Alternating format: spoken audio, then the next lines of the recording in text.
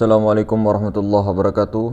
Kembali lagi bersama kita di channel Pangeran Cahaya. Hadirin yang dimulakan Allah Subhanahu wa taala dimanapun Anda berada, semoga senantiasa dilindungi, dirahmati, diberi ketenangan jiwa, kemudian diberkahi Allah Subhanahu wa taala.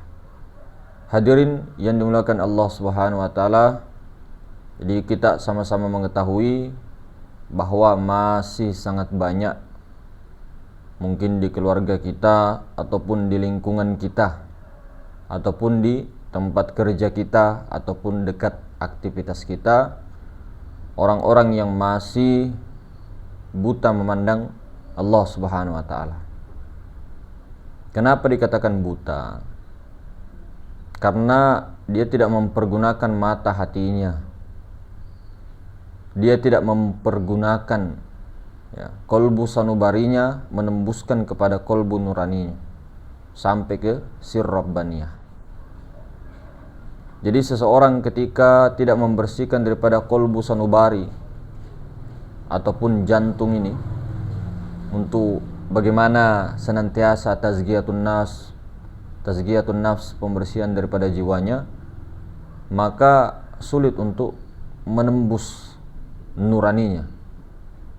Sulit juga dia berdialog kepada nuraninya.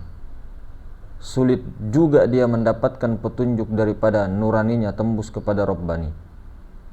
Kenapa? Karena kotornya hijab itu menghalangi daripada sampainya ia kepadanya. Kemudian apa keburukan daripada kotornya daripada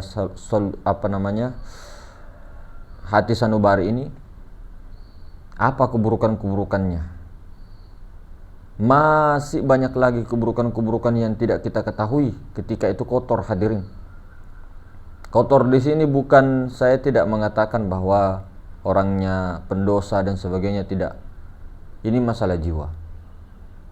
Ya, secara kenyataan, secara penglihatan mata kasar, ketika kita berbuat dosa lahiriah, itu memang muncul satu titik hitam di dalam kolbu sanubari kita.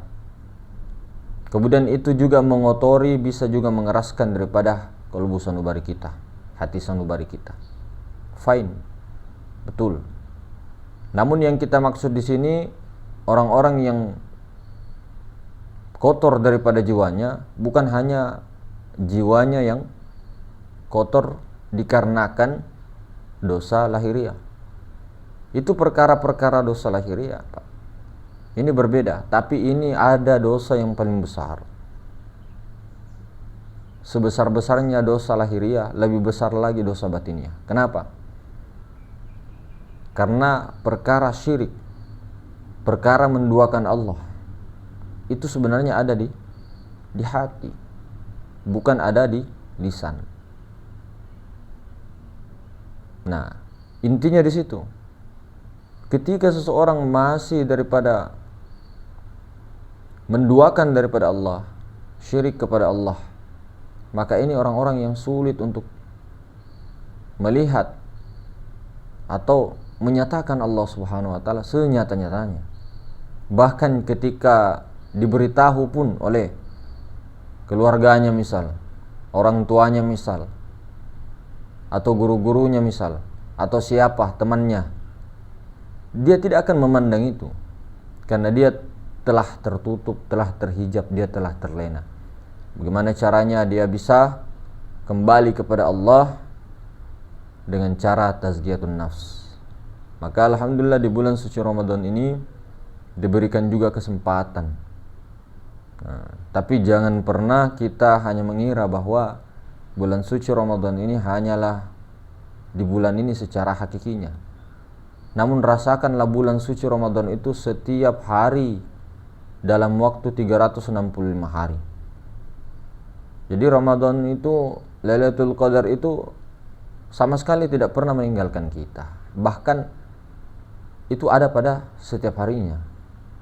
Karena semua itu adalah dirasa, semua itu adalah dirahasia itu. Semua bisa dihadirkan dalam rahasia.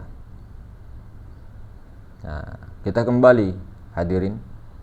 Jadi masih banyak orang-orang yang buta memandang Al-Quran, memandang Ka'bah bisa dia, memandang tulisan-tulisan itu bisa. Tapi memandang Allahnya itu dilupakan. Seolah-olah tradisi ini apa namanya, sudah turun-temurun, bahwa ini tidak kenapa-kenapa kalau tidak melihat Allah. Na'udzubillah min dzalik. Sementara awaluddin ma'rifatullah, awal agama mengenal Allah. Makna mengenal itu sampai musyahadah, melihat Allah, menyaksikan Allah. Ini kita bicara syariat, menyaksikan Allah. Tapi Allah Ta'ala sendiri menyaksikan dirinya melalui daripada nurnya, Nur Muhammad itu. Maka ini tradisi yang sangat-sangat kita betul-betul sudah dihilangkan. Yang dimana daripada rukun agama itu ada ma'rifat, tauhid, tasawuf itu, ihsan itu. Jadi seolah-olah mau dihilangkan hadirin. Jadi penjajah-penjajah laknatullah itu, ini secara syariat, mereka itu tidak apa-apa. Umat Islam, apa semua pengikut Rasulullah itu mengamalkan syariat itu tidak apa-apa mereka itu. Kenapa? Tidak ada sejarahnya. Orang itu hanya mengamalkan syariat tak berhakikat. Dia bisa meluluhlantahkan negeri-negeri mereka. Tidak ada. Mereka tidak takut sekalipun kekayaanmu 7 miliar. Sekalipun kau punya banyak pasukan, tidak takut mereka itu. Takutnya itu mereka sama orang-orang yang berhasil menemui Tuhannya di dunia, yang berhasil melihat Tuhannya di dunia, melihat Allah di dunia, melihat Allahnya yang sekarang. Sehingga setelah melihat Allah barulah dia sadari Allah terus itu, dia praktekkan, dia sadari Allah kemanapun dia menghadap, di situ ada dia melihat Allah Subhanahu Wa Taala. Nah, ini juga selalu diperdebatkan bahwa di mana Allah. Itu kalau orang-orang ulama. Seorang ulama yang memang betul-betul pewaris Rasulullah, dia akan bisa menjawab itu. Dia akan bisa menunjukkan orang-orang yang bertanya itu dengan suatu isyaratkah,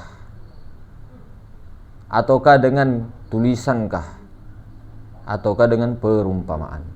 Allah itu tidak bisa diperumpamakan, betul. Cuma untuk mendekatkan paham ada. Seperti contohnya ulama kita itu, di dalam kitab-kitabnya kebanyakan kosong titik alif,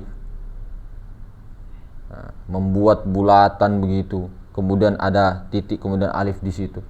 Ini suatu tamsilan yang sangat-sangat jelas, saudaraku, jelas sekali. Maka ketika ada orang bertanya di mana Allah, memang salah pertanyaannya, betul salah. Karena mau dikatakan di mana Allah itu tetap salah. Karena kenapa? Allah tak bertempat. Allah tidak butuh tempat. Dan Allah tidak serupa dengan sesuatu. Laisa kamislihi syai'. Laisa kamislihi syai'. Laisa kamislihi syai'un. Allah tidak serupa dengan sesuatu. Kenapa masih dirupa-rupakan dengan sesuatu? Kenapa masih dikatakan Allah itu tidak bisa dilihat? Kita ini buta, jangan ngajak-ngajak orang buta. Kalau memang mengajari umat, ajari umat itu agar paham tentang Allah yang nyata, bukan Allah cuma karang-karangan. Dicerita Allah itu bagus, kebesaran Allah dicerita bagus. Tapi Allah yang mana dimaksud? Umat ini buta kalau begitu-begitu terus. Tidak merasa ke kita ini bahwa kita ini bodohnya mengajarkan awaluddin ma'rifatullah baru tak menunjukkan umat. Apa yang dicarinya itu? Ilahi anta maksudinya itu kemana itu? Allah yang mana?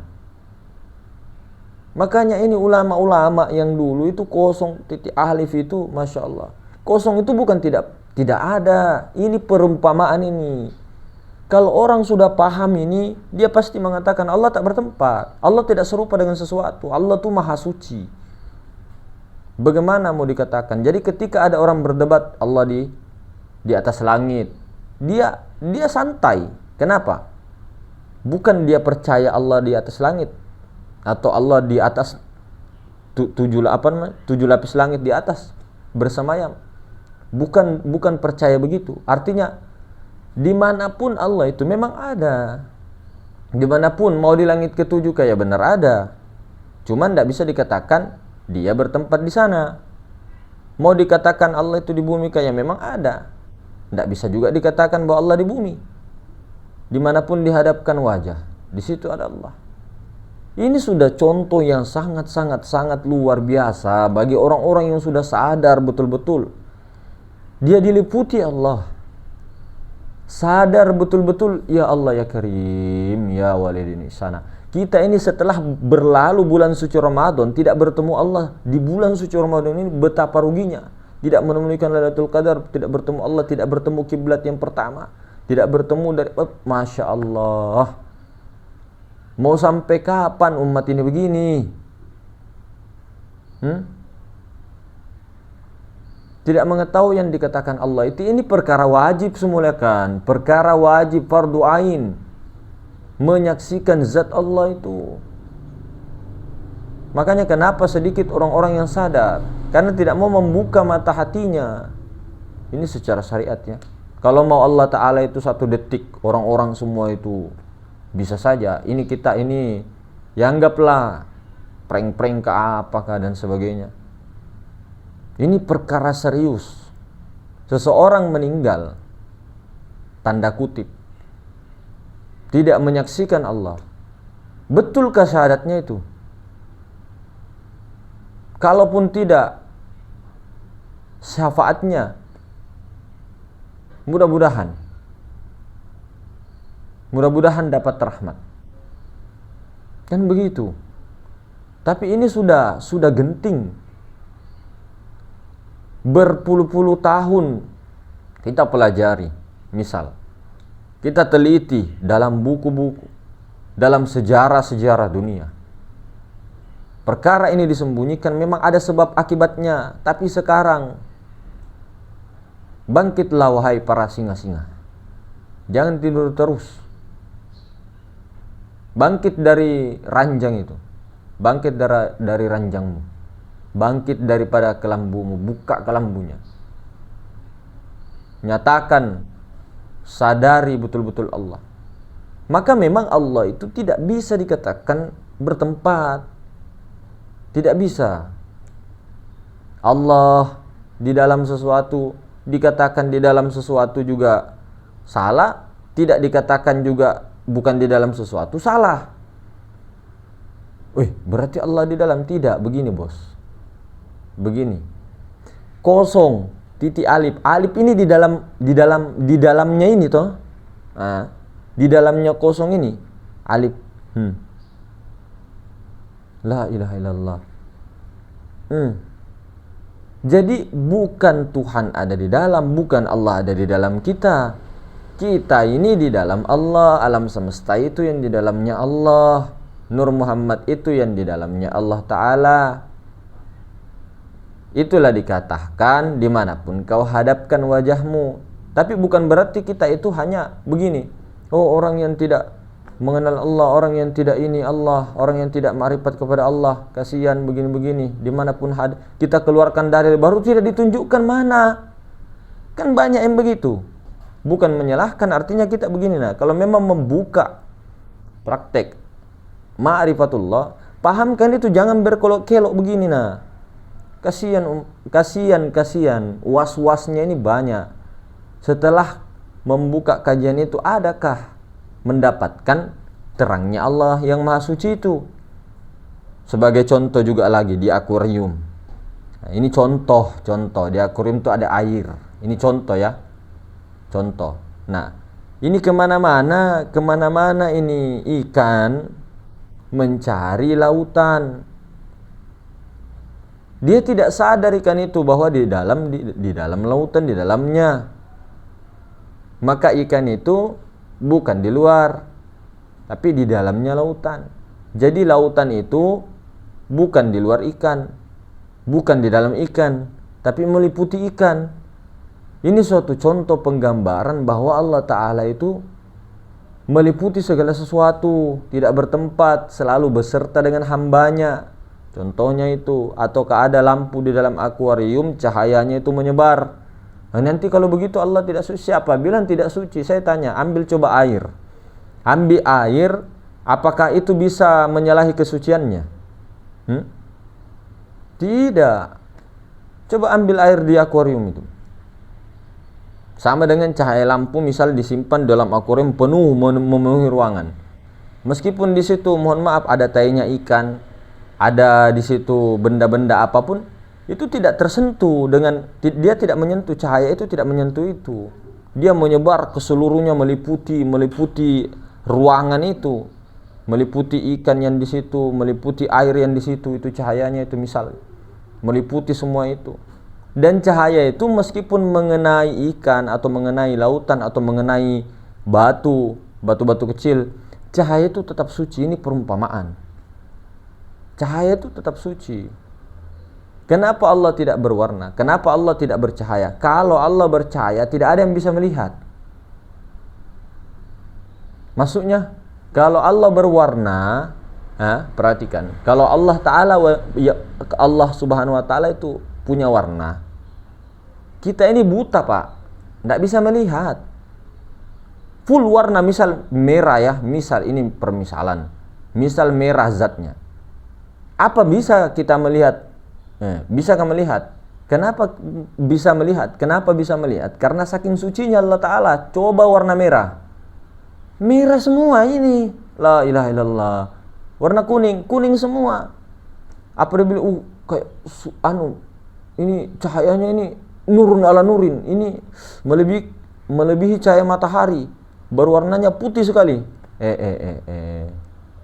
Itu masih perjalanan jiwa ini yang belum sampai di situ. Artinya itu masih perjalanan rohani. Nah, itu pun bisa diserupakan oleh iblis. Cahaya itu bukan Allah, bukan zat Allah, itu bukan Allah. Nah, kalau apalagi dilihat di jendela, saya melihat cahaya yang sangat terang menyinari, ataukah cahaya itu putih. Nah, kalau Allah bercahaya begitu, kita ini buta mata kita. Sedangkan matahari itu perumpamaan, matahari saja dilihat itu kita mau buta Pak, apalagi Allah Ta'ala bercahaya seperti itu. Masih mau bilang Allah bercahaya, Allah punya, itu bukan Allah. Kalau sudah bercahaya-cahaya begitu namanya sifat. Kalau kelihatan cahayanya, sifatnya baharu. Sifat kodimnya mana? Tetap laisa, sifat kodimnya Allah Ta'ala. Jadi tidak bisa kita mengatakan Allah itu di dalam. Bagaimana caranya di dalam? Allah itu tidak bertempat. Peganglah itu laisa. Pegang juga itu surah Al-Ikhlas. Itu kata Tuan Tasalamakah Syekh Yusuf. Itu ajarannya. Artinya itu ajarannya Syekh Yusuf itu bagaimana mempertahankan kedua itu supaya kita tidak terjebak menyerupakan Allah. Jadi ketika sudah diketahui itu Allah Maha meliputi segala sesuatu itu yang tak terbatas ruang dan waktu itu, caranya bagaimana? Praktekkan itu, sadari itu terus menerus. Lihatlah, saksikanlah Allah itu. Baru enak, la ilaha illallah, tahu kemana arahnya. Allah memang ke sini, tapi tembus menembus.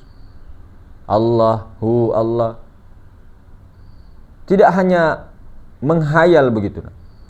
Atau paling tidak, ya lumayanlah kalau sudah sampai sifat ya. Artinya menyaksikan kalam Allah, yang melihat itu sifat Allah, yang mendengar itu sifat Allah. Kudrah, iradah, ilmu, hayat, sama, basor, kalam itu yang berkehendak itu sifatnya Allah. Nur Muhammad pada diri. Tapi jangan berhenti di situ, saksikanlah nur zatullah itu yang meliputi segala sesuatu. Bukan kita yang menyaksikan, kita ini berlindung dulu ke Nur Muhammad, baru Nur Muhammad itu yang menyaksikan Allah. Yang mana Nur Muhammad ada pada diri masing-masing. Berlindunglah engkau ke batinmu, berlindunglah engkau ke ruhanimu. Ruhani itulah Nur Muhammad, ruhani itu Nur Muhammad Rasulullah, ruh itu Rasulullah. Berlindunglah kepada Rasulullah, leburkanlah diri kepada Rasulullah, jadilah mayat di depannya Rasulullah. Biar Rasulullah itu yang bertemu Allah, Rasulullah itu yang menyaksikan Allah, Rasulullah itu yang mendirikan solat, Rasulullah itu yang berzikir kepada Allah, Rasulullah itulah yang bertemu Allah, Rasulullah itu mi'raj kepada Allah, Rasulullah itu yang bersyahadat mengatakan asyhadu an la ilaha illallah. Kalau masih kita batal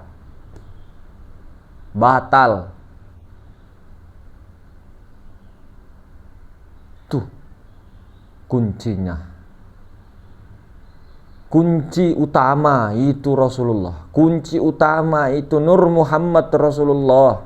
Hakikatul Muhammadiyah itu adalah sifatullah. Lindungi jiwamu, harus berlindung kembali sekarang, jangan tunggu-tunggu nanti. Ini perkara genting. Kenapa selalu disepelekan? Sebentar dulu. Tidak kita menyepelekan ilmu syariat, thariqah, hakikat, tidak. Ma'rifat dulu. Itu cari dulu. Kalau sudah dapat itu ma'rifat, enak nanti hakikatnya. Enak nanti thariqahnya. Thariqah mau 9 ke 10, 15 ke thariqahmu. Syariat nanti tinggal diamalkan, tinggal diperbaiki lagi. Yang penting tahu dulu yang bernama Allah itu yang mana. Tahu dulu, saksikan dulu. Allah musyahadah dulu. Setelah musyahadah dipraktekkan, disadari terus, dimesrakan, nanti terjadi fana di situ. Nah, ketika sudah makrifat, prakteknya untuk untuk makrifat yang bersyariat, praktekkan itu di syariat. Praktekkan itu semua. Pada saat puasa, pada saat berzikir, pada saat haji, pada saat zakat, pada saat segala-galanya. Sambil engkau berlindung kepada Rasulullah. Rasulullah itu yang mi'raj kepada Allah. Baru ketika sudah mi'raj kepada Allah, Rasulullah itu bertubuhkan, berzatkan Allah Subhanahu wa taala. Bukan Rasulullah itu Allah, bukan. Rasulullah itu berlindung lagi kepada Allah hingga yang ada hanya Allah, fana di situ. Nah, baru nanti tanazzul. Tanazzul itu Allah Ta'ala mewujudkan dirinya, wa asyhadu anna Muhammadar Rasulullah, menyatakan dirinya pada Rasulullah kembali, tanazzul. Nah, cuma harus tarakki dulu, naik dulu ke zat, sampai dulu makrifat zat. Setelah makrifat zat, duduklah di akunya situ zat, baru menyaksikan af'alullah. Dari af'al, asma, sifat ke zat ini yang dimaksud tarakki. Nanti harus tanazzul. Sempurna tanazzul itu karena harus wa asyhadu anna Muhammadar Rasulullah, itu tanazzul. Tarakkinya itu asyhadu an la ilaha illallah.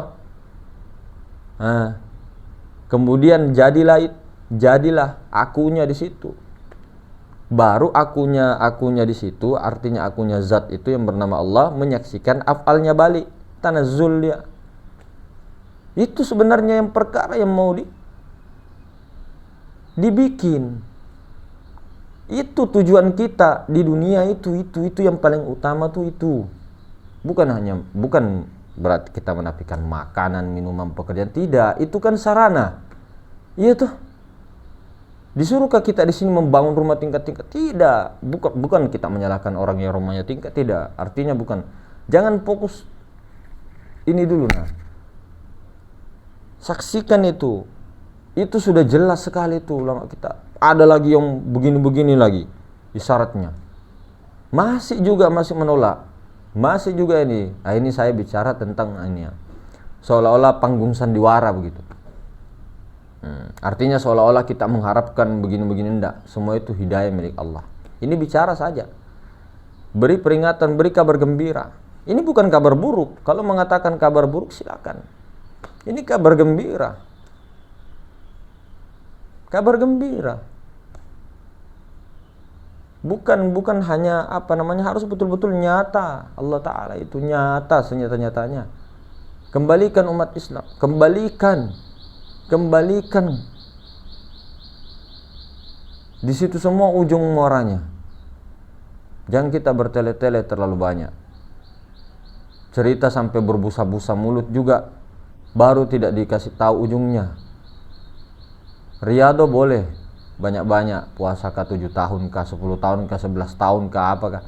Tapi setelah begitu sang mursyid wajib itu memberitahu saliknya. Wajib memberitahu saliknya di mana Allah. Kecuali mursyid itu buta. Adakah mursyid buta? Ada, banyak. Tapi kita tidak mengatakan mursyid ini enggak. Banyak itu.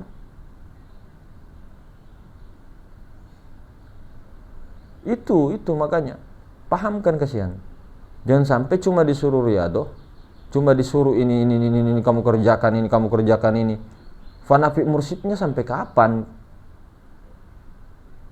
Kalau cuma orang-orang tua kita dulu di kampung itu, sebelum ke disuruh nyapu lantai untuk fanafi mursyid dulu, sebagian, tapi itu tidak berlangsung lama. Nanti itu kan ditunjukkan memang jalannya itu jangan yang kesana kemari deh. Nanti mengkaji masalah nafsu 7, ini 9, ruh 9, ini ma'rifat dulu. Ma'rifatkan dulu, ma'rifat zat itu dulu yang penting sekali. Kalau sudah paham tentang zat, tidak mungkin orang-orang itu bilang Allah itu naik motor, makan, minum, tidak mungkin karena dia paham tentang Allah. Tapi kalau dia belum paham tentang Allah, dia masih mengatakan Allah naik motor, Allah makan pisang goreng, Allah itu makan, minum, Allah itu tidur. Karena dia belum mengetahui zat.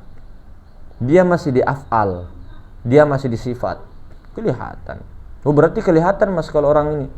Nah, itulah nanti rahasia itu, sir itu yang mampu mengetahui ini orang memang sudah ini orang ini sudah memang mengenal Allah, artinya sudah menyaksikan Allah, sudah tahu tentang zat Allah, dia simpan di rahasianya meskipun orang itu diam. Sekali berbicara itu terasa sampai ke sir, merasuk ke dalam sir-sirnya orang. Tuh. Tapi kenapa Rasulullah dulu Mas 124.000 aja yang ikut? Lah itulah makanya terlalu terangnya, terlalu dahsyatnya kalamnya Rasulullah sehingga orang-orang itu sudah tertutup, tidak bisa lagi untuk menerima itu. Nah, bukan berarti apa-apa. Cuma hidayahnya itu berat masa lalu itu. 124.000 saja yang beriman kepada Allah dan Rasulnya. Nah, ini sekarang berapa orang? Katanya umat Islam paling banyak. Katanya. K-A-K-T-A-N-Y-A. Katanya. Tapi nihil. Kenapa kita bilang nihil? Kenapa? Umat Islam yang sejati, orang berserah diri, artinya berserah diri. Kalau tidak menyerahkan dirinya dan menyaksikan Allah, itukah dimaksud Islam indallah? Kan kenyataannya banyak. Seperti busa di lautan. Kenapa dikatakan busa di lautan? Yaitu tadi faktornya banyak. Bukan kita merasa Islam, masih belajar kita semua. Tapi pemahaman yang paling wajib dipahamkan itu adalah itu ma'rifat zat, sifat, asma, af'al. Itu kan sudah dirangkum ulama-ulama kita. Af'alnya pada nyata pada gerak dan diam, asmanya pada hati, kemudian sifatnya pada nyawa, naik turun dia, rahasianya pada dalam pusar itu tembus ke maha ruang ini. Nah, itu kalau sudah di situ, ini dalam waktu tidak sampai 5 menit dia sudah mempunyai rahasia sir itu. Tapi ini dalam waktu ini ada juga pembalap motor yang kita tahu. Seorang pembalap motor itu 6 tahun jalan kaki mencari Allah. Ini memang kalau kita senantiasa mindset Allah ada di luar, Allah ada di suatu tempat, kita dicari. Tapi orang-orang ketika dia sadar, paham, dia di rumah bertemu Allah. Tidak perlu ke di sana, tidak perlu ke mana-mana. Karena Allah Ta'ala meliputi segala sesuatu. Mau kamu di dalam tanah, Mohon maaf, mau kamu di neraka, Allah liputi neraka itu. Mau kamu di surga, Allah liputi surga itu. Misal, mau kita dibawa lautan yang paling dalam pun, di gua apapun itu semua juga ada Allah Ta'ala di situ. Senantiasa hadir bagi orang-orang yang menghadirkan. Bukan berarti menghadirkan itu, oh saya hadir, kalau tidak. Dan orang-orang seperti itu ketika sudah menemukan, menyaksikan Allah, tidak perlu lagi tutup-tutup mata dan sebagainya. Tidak perlu lagi dengan kalam yang dan sebagainya. Cuma orang yang sudah tanazzul itu dia tetap la ilaha illallah, Allah, Allah. Tetap besar suaranya, tetap la ilaha illallah saja zikirnya. Tapi dia sudah posisi tanazzul. Bukan posisi yang baru berjalan mau ke taroki. Tidak. Ada orang itu yang begitu, menyembunyikan itu, dia posisinya di tanazzul. Sudah di tanazzul.